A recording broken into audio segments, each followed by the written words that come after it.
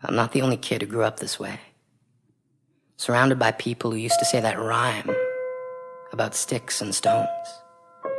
As if broken bones hurt more than the names we got called, and we got called them all. So we grew up believing no one would ever fall in love with us. That we'd be lonely forever. That we'd never meet someone to make us feel like the sun was something they built for us in their tool shed. So broken heartstrings bled the blues as we tried to empty ourselves so we would feel nothing. Don't tell me that hurts less than a broken bone. That an ingrown life is something surgeons can cut away. That there's no way for it to metastasize, it does. She was 8 years old. Our first day of grade 3 when she got called ugly. We both got moved to the back of class so we would stop getting bombarded by spitballs. But the school halls were a battleground where we found ourselves outnumbered day after wretched day. We used to stay inside for recess because outside was worse. Outside we'd have to rehearse running away or learn to stay still like statues, giving no clues that we were there in grade 5. They tipped a sign to the front of her desk that read, "Beware of dog." To this day, despite a loving husband, she doesn't think she's beautiful because of a birthmark that takes up a little less than half her face. Kids used to say she looks like a wrong answer that someone tried to erase but couldn't quite get the job done.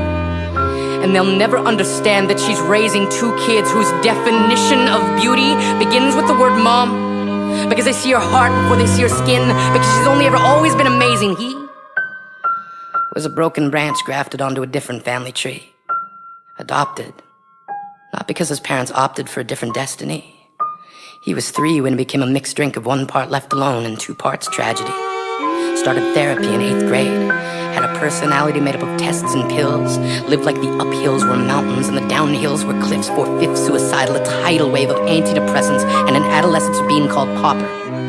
1 part because of the pills, 99 parts because of the cruelty. He tried to kill himself in grade 10 when a kid who could still go home to mom and dad had the audacity to tell him, "Get over it."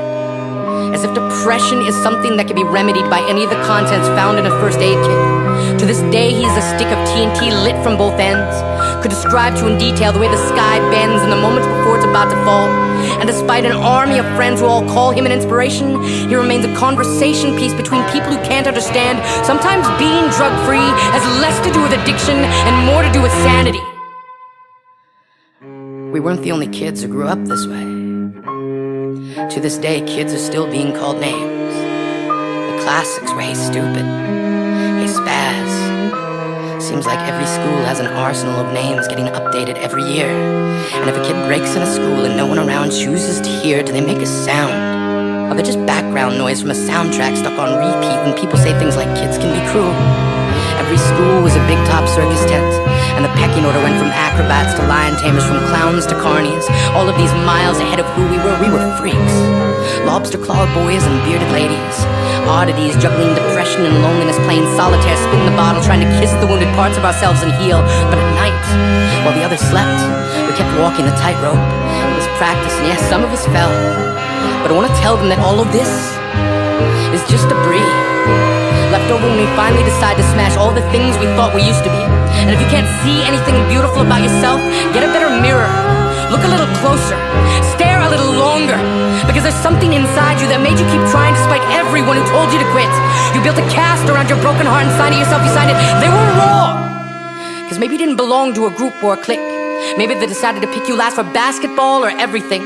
Maybe you used to bring bruises and broken teeth to show and tell but never told. Because how can you hold your ground if everyone around you wants to bury you beneath it? You have to believe that they were wrong.